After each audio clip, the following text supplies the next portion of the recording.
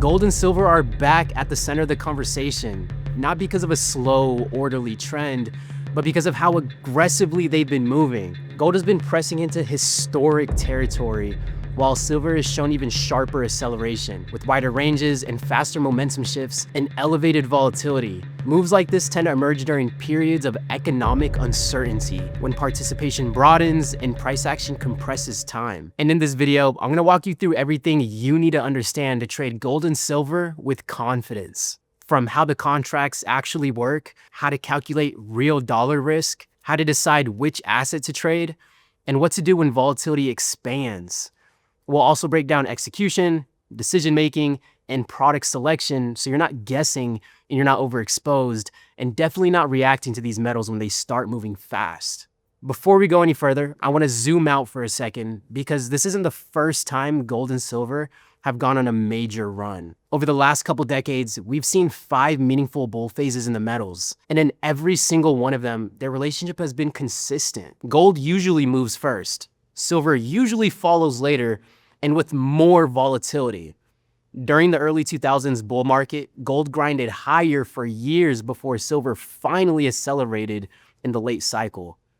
During the post-financial crisis run, gold established direction first, and silver played catch-up with sharper percentage moves, and in 2020, during the COVID liquidity surge, we saw the same thing again. Gold broke out, silver lagged, and then exploded once momentum confirmed. Different time periods, different catalyst, same relationship. Gold leads and silver responds. Conversely, let's look at the run we're in right now. Gold has already repriced higher, holding elevated levels, accepting value. But strangely, silver's been moving more aggressive, more volatile, and faster once it gets going. And they're not moving one-to-one. They're not always moving at the same time, but they're moving in rhythm. Just like ES and NQ, just like Tesla and the rest of the EV space. One market establishes direction, the others confirms or it lags before responding. That's the essence of a sympathy play. You're not trading correlation blindly, you're reading leadership. Who's moving first? Who's lagging? And which product gives you the cleanest opportunity right now? Sometimes that's gold, sometimes that's silver. And once you understand that, choosing between gold or silver stops being a guessing game and starts becoming a strategic decision. The clarity comes from knowing the difference and having a reason for the choice before you ever place a trade. As for the futures markets open Sunday night, coming off of a parabolic run to the upside, we saw the first real crack of weakness start to show. We wanted to get involved, but volatility was elevated and ranges were expanding and silver contracts were massive. And at the same time, we noticed something really important. Silver was acting as the leader between the two. It was moving first, moving faster, and carrying more momentum than gold was.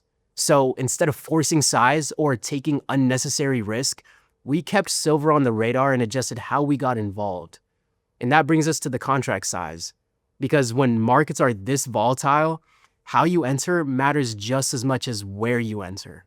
So let's break down the difference between micro silver and micro gold using point multipliers. With micro silver, every 1 point equals $1,000 per contract. With standard silver, every 1 point move equals $5,000 per contract. Now gold. With micro gold, every 1 point move equals $10 per contract.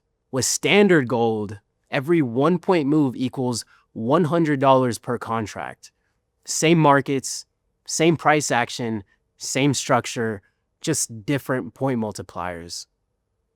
And that difference matters because micros allow you to express the same idea in the same market with far more control. And you can start smaller, scale in, scale out, and stay involved without ever overexposing yourself when volatility is elevated. Silver was the leader. The setup was there. And micros gave us the flexibility to participate without forcing size in a fast, high volatility environment. So here are the key takeaways. First, gold and silver are correlated, but they don't move one-to-one. They move in rhythm. One usually leads, the other often follows. Number 2, leadership matters. Whether it's ES and NQ, or Tesla and the rest of the EV space, or gold and silver, the leader gives you information, the laggard gives you an opportunity. That's the foundation of a sympathy play.